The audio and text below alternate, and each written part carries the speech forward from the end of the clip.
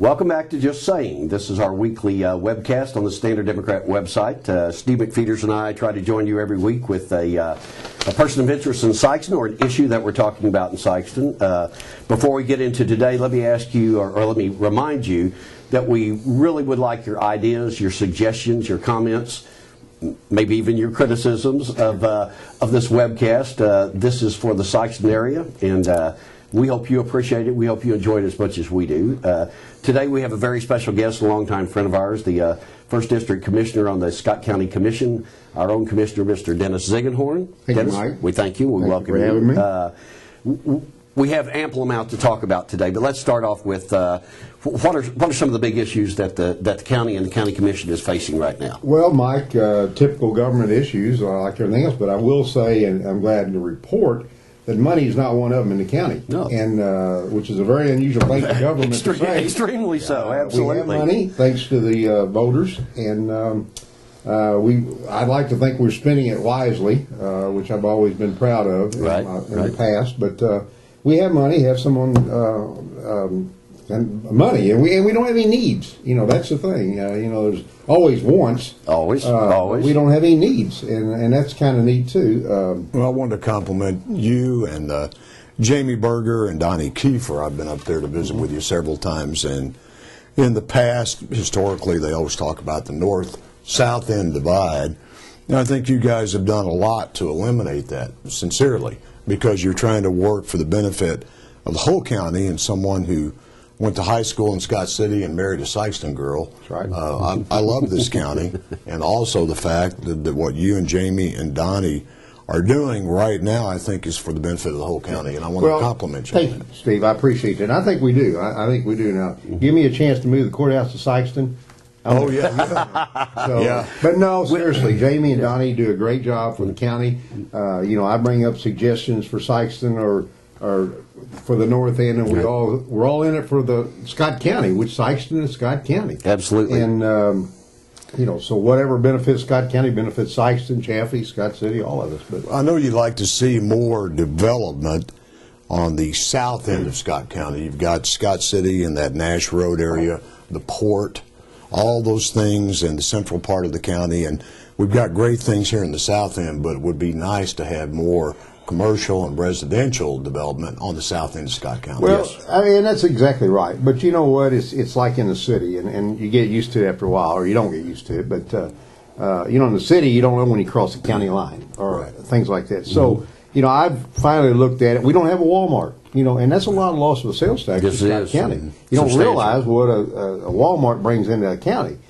But you know what? They bring the people into Scott County, and I've seen people out there shopping at our Walmart from Benton, in places. Oh, sure. So I would like to see, and it looks like Scott does an excellent job with the growth of the north end, of New Madrid County, and Sikeston is the second largest city in New Madrid County, as you know. But I mean, there's a lot of growth down there, so we benefit from spinoff or our trickle down or whatever. So but with the port and with our industrial developments up north here, we got it. I mean, we got the roads, we got the river, we got it all, and we just need for somebody to look and say, hey, there's a place we need to go. So your proposal when you move the county seat to Sikeston would be to move the county line down New Madrid County as well. It'll probably be edited out of this program as well. But that's all. I didn't know you could edit. Hey. But no, seriously, you live with what you got. Sure. And a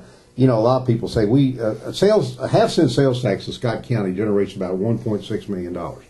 So that's a pretty good chunk of change. Yes, it is. For, it is. For a county of our size. And our largest, I like to ask this to people. I say, who is the largest sales tax provider in Scott County? Who do you think it is?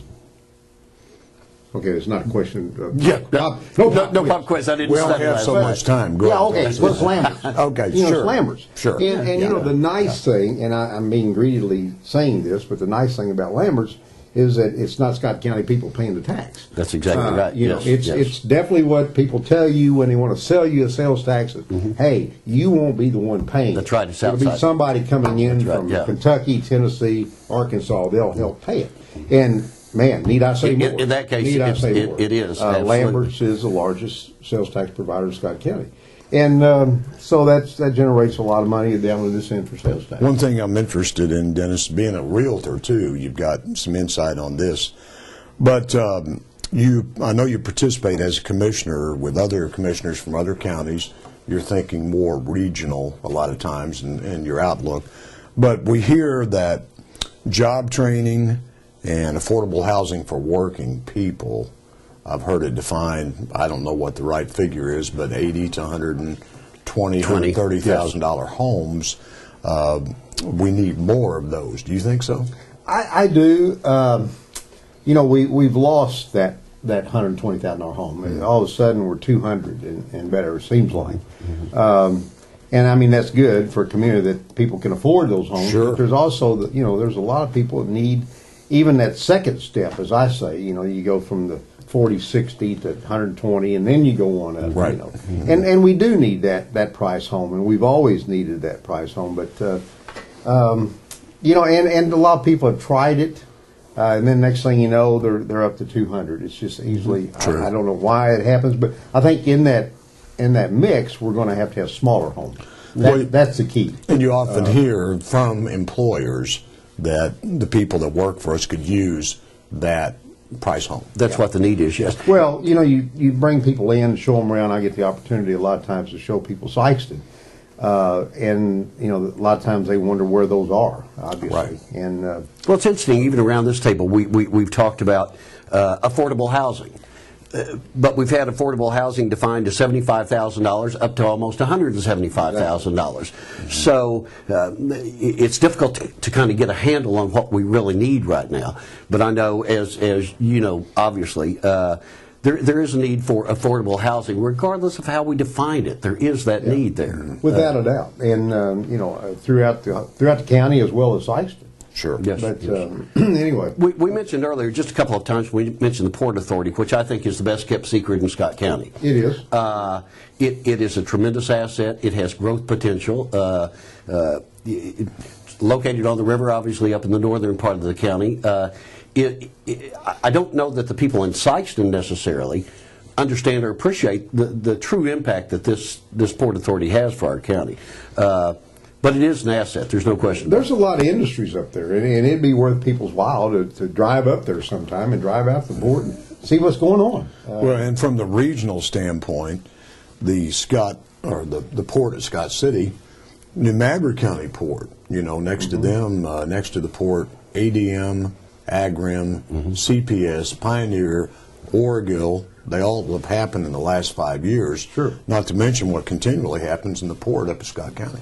Well, you know, obviously fuel is driving a lot of the things that's going on in the world today. And so, you know, the port and river travel is a vital importance of the future. And so, you know, that's what we're looking at. Let me get into another area. The people who are watching this webcast right now probably noticed that we have some visitors behind us. Yes. And I don't know if the camera angle is such that we catch these, but but these are familiar faces around Sikeston. Mike, this was my one creation in life that it's not. No, it's not either. No. I know your son. So. Yeah, great grandson. You're most noble. Yeah, most noble. Now I'd planned on talking about that. We were going to talk about population, but now you got me started talking about this. And these guys become part of my life. You know, when I ran in not 80, but first time for commissioner. I really was last one in the race, and I didn't have a chance in the world and winning, and so I've always liked to wave. I just always like to wave to people. I don't know. My mother told me, said, you know, it doesn't cost anything to wave at people. It gets you in trouble, but you wave at them. You know. So I created these guys, and I showed a few people, and they said, no, they won't work. And I said, I'm going to try it.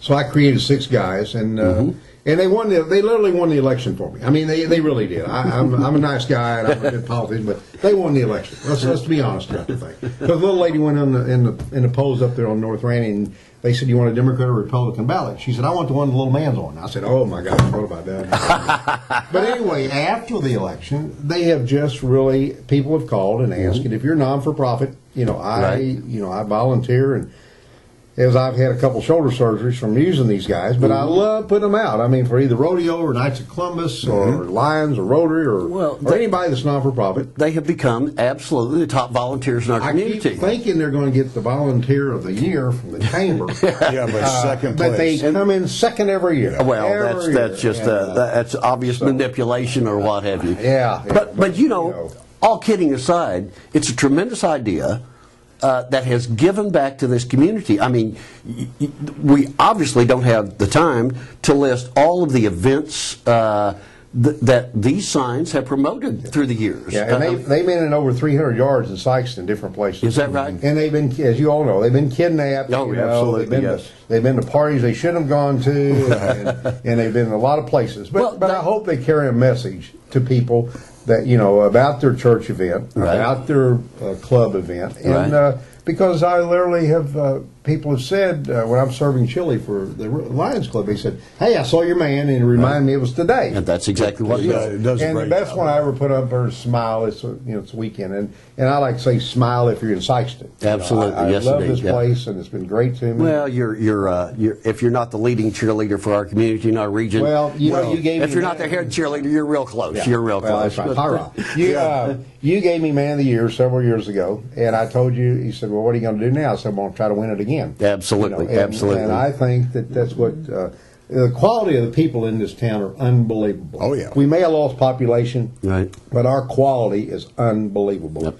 And we've had ice storms to prove it. We've had any kind of events you have. The people in this community come to whatever you need. They really do. You know, I've had calls from people out of town wanting to know about those things. I've told you about that. They've made a couple of events. They've been to Dexter now. They've been to Chaffee for an event, and so they're kind of stiff as a board. They're stiff as a board. They're stiff as a board. They do the job. They really do. They get the message. And everybody, and you're planning now if you're a civic club. Oh, absolutely, You got to have these guys. Well, and they. Quietly and without anyone noticing, they just become part of the landscape of our community. Right. If you drive along, I had a preacher's wife that moved here, and she told me, and he told me, he said she was, how the armrest is on the car, so she was waving like that, And he said, I looked at her, I said, just wave at them if you want to wave at them. She said, okay, I will. Hi, guys. Well, so, it's a clever and a unique idea that has proven that it has legs. Really? In that it lasts for quite a while, and it's. Well, thank you. I'm glad, and the community has told me they enjoy it. I've had some times that they call me and say, "What does your man say?" And I say, "I don't know. What does he say?" And I know some of your men. Claire McCaskill had a likeness on some of those. I did that when Clara ran for governor. That's what it was. Yes. Clara has been kidnapped. Is that right? Yes, she was taken one Saturday night. And so I'll find her in somebody's basement. As a faithful Republican, I can tell you that we didn't do it. Absolutely not. But are any of the characters are any of them bald? Is it true 1 out of 3 men in Scott County are bald? This is not fair and balanced, is it? No, not at all. Not at all. You mentioned population loss quickly. Yeah. Lost a little bit in Scott County. Most of it out of Sikeston, right? Yeah. Mm-hmm. And I don't know. We sit here, we three, and we have children, and they're not here. Right. And we wish they were. Yeah. There are other opportunities out there, without a doubt. Mm-hmm. But it goes back to quality again. We really we need to work on the quality of our kids and of our young adults and the members of this community.